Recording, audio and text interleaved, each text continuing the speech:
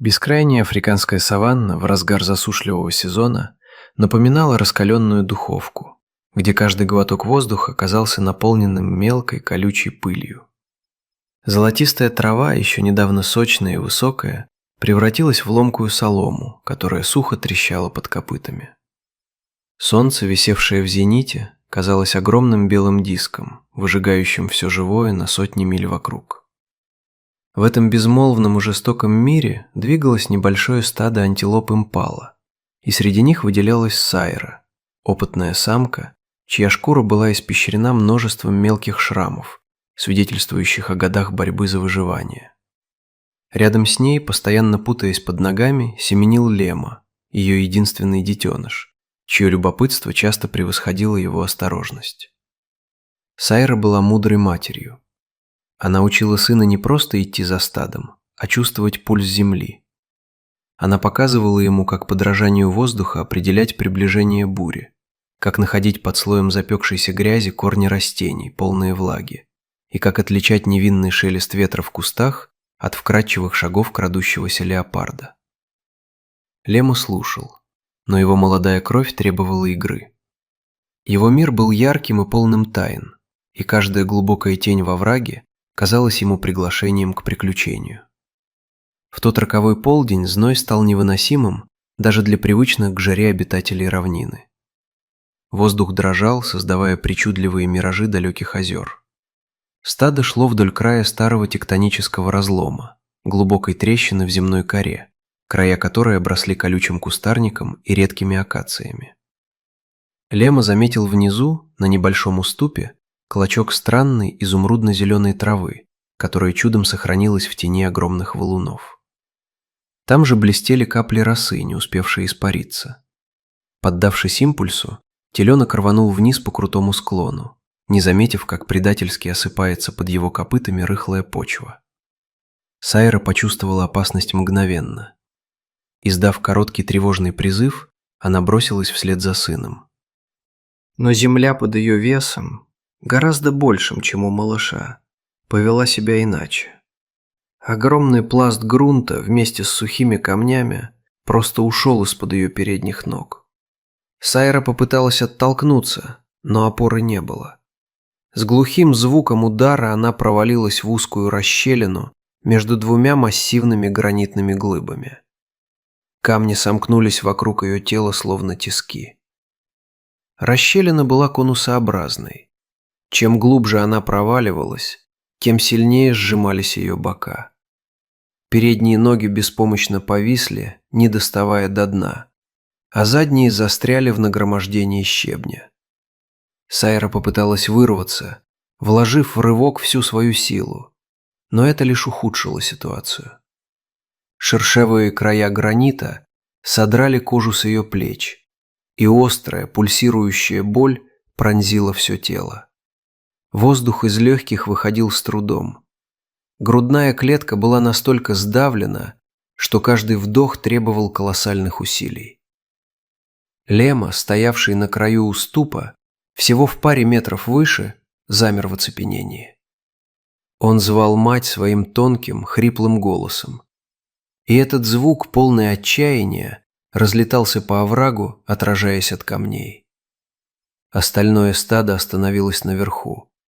Десятки голов повернулись в сторону разлома. Вожак, мощный самец с изящными лировидными рогами, подошел к самому краю и долго смотрел вниз. Сайра видела его глаза. В них не было сочувствия, только холодный инстинкт. В дикой природе беспомощность одного – это приговор для всех. Запах крови и звуки борьбы неизбежно привлекут хищников. И стадо сделало свой выбор. Сначала одна импала, затем другая. Они начали отворачиваться и уходить прочь, подчиняясь зову самосохранения. Вскоре топот их копыт затих вдали, и только Лема остался сидеть на раскаленном камне, отказываясь покидать мать.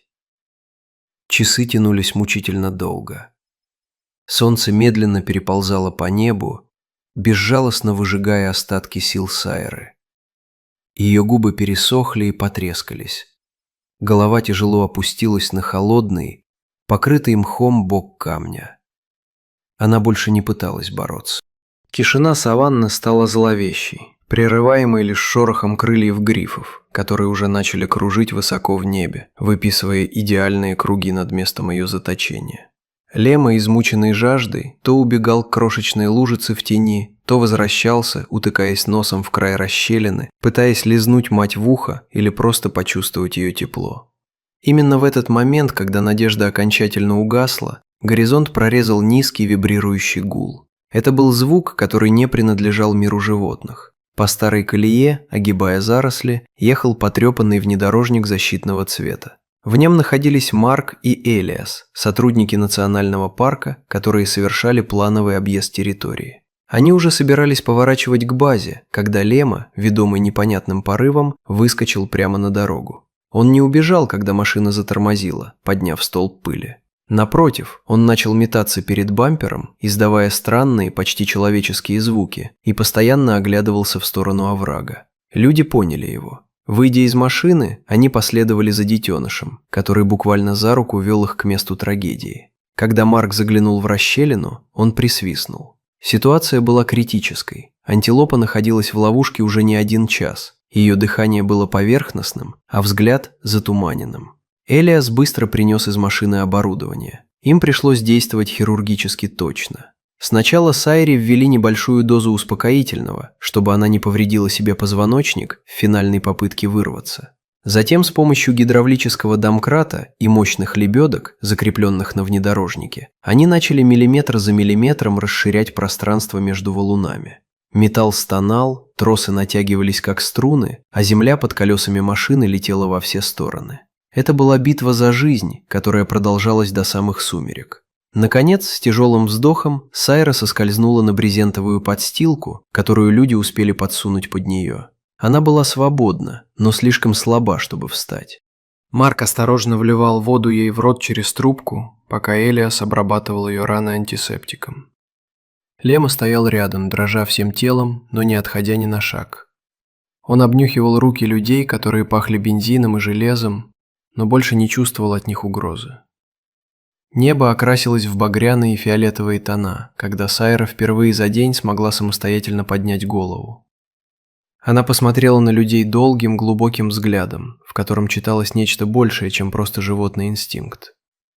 Затем она с трудом поднялась на ноги, которые поначалу подкашивались, и прижалась к своему детенышу. Они уходили медленно. Фигуры антилоп постепенно растворялись в синих тенях наступающей ночи. Люди стояли у машины, молча провожая их взглядом. В ту ночь саванна снова стала просто саванной, жестокой и прекрасной. Но где-то там, среди тысяч грациозных теней, Сайра и Лема продолжали свой путь, связанные теперь не только кровью, но и памятью о чуде, которое произошло в тишине каменистого оврага. Они вернулись к своему стаду, которое приняло их так, будто они никогда и не исчезали. Ведь в этом мире нет места для прошлого. Есть только вечное сегодня. И только когда Сайра иногда останавливается у воды и видит свое отражение с длинными заживающими шрамами на боках, она на мгновение замирает, прислушиваясь к далекому звуку мотора, который ветер доносит из-за горизонта.